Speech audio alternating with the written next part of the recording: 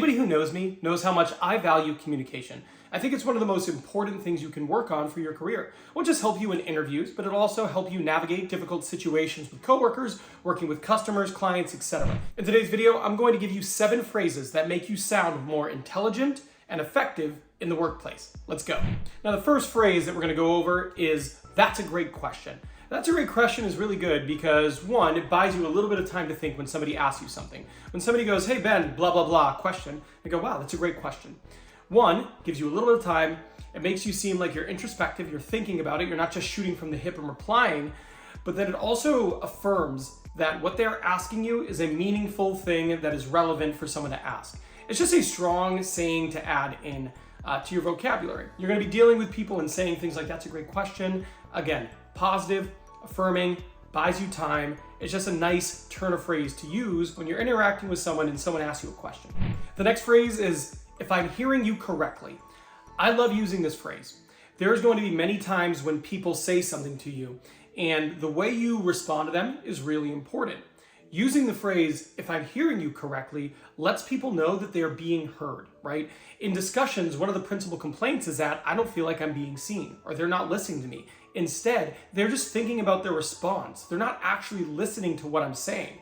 It's a huge issue. So if you can say, "if I'm hearing you correctly," and then kind of paraphrase what they've said to you back to them, it lets them know that you were fully engaged in the conversation. You were listening to them, you were hearing them, and you were understanding their perspective.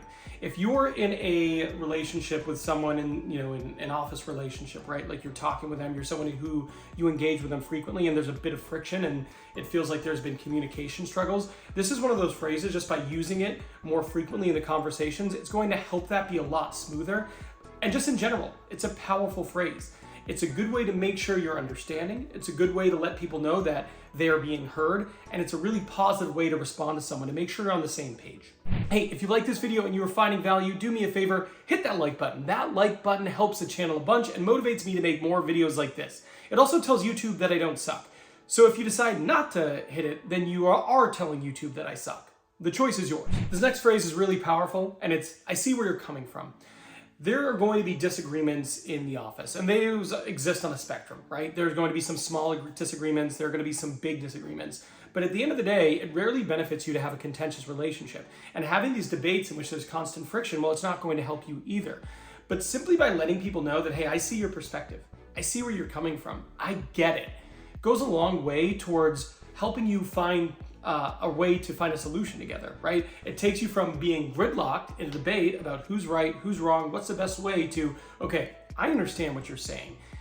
It's much better than going, "I disagree," or "Yeah, I can't get on the same page with that." By agreeing with them first and then stating your position, it's a much more powerful way to engage in dialogue. So saying, "Yeah, I see where you're coming from. Now, what I think is blah, blah, blah," it's just so much more effective than disagreeing up front. Now, this next statement is something you might say before you share your perspective, perhaps a different perspective with a coworker. And it's, "I could be wrong." And you're doing that, prefacing the opinion you're going to share. And it does a few things. One thing it does, though, is it shows humility. It shows that, hey, I acknowledge I don't know everything and I could be wrong. And it creates a much safer environment to discuss ideas, right? It shows confidence that you're willing to admit that. A lot of people don't want to be vulnerable in a debate, in a discussion. But saying, "Hey, I could be wrong about this, but I think that blank," really gives you a little bit of credibility because it shows that, one, you're open to other perspectives, and two, you're humble enough to admit that maybe the other person has a right answer. And it's a great way to start off a discussion. The next phrase is another really good one, and it's, "Could you elaborate on that?" I love saying this because there's going to be people who share their opinion, and there's probably not enough detail in their initial sharing with you, right? So you hear it and you're like, "Okay, well, that's a small bit of what I think you might be trying to communicate to me."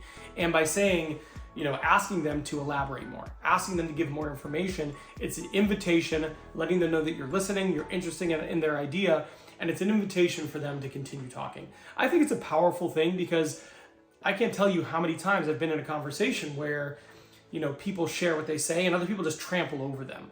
People like being heard. They like sharing their ideas. If you do this with your clients, with your partners, with your coworkers, you will ingratiate yourself to them because people like talking. This next phrase is pretty quick. It's, "I appreciate your perspective on that."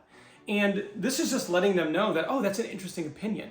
And it's more, I think it's a more effective way of saying, oh, I like that idea. I like saying, I appreciate your perspective on that. I think it comes across well. It shows people that you appreciate their thoughts. It acknowledges them as the person who has created the idea. And I think it's just a powerful thing to say that's relatively easy in the day-to-day life. Now, the next idea, this is something you can say when someone disagrees with you, right? You've stated an opinion, they go, no, you know what, I think you're wrong, or something like that. Your response can be, I appreciate the challenge. What this does is it shows you are not sensitive to what they are saying, right? You have put an idea out into the universe. They are saying, I think your idea is wrong. And your response is saying, I'm okay with that. I appreciate the challenge. I enjoy the banter here. I enjoy that you have a different perspective you feel strongly about. Let's discuss it. But it's a great way to engage in a dialogue from a position of strength. Showing them that you appreciate that, you aren't intimidated by it, but rather you embrace it. It's just a really strong way to go into that conversation.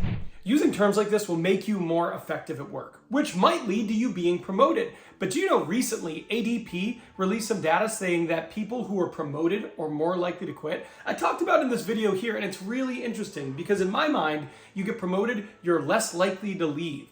But the data, well, it says something different. If you are interested in that, well, I'll see you over there.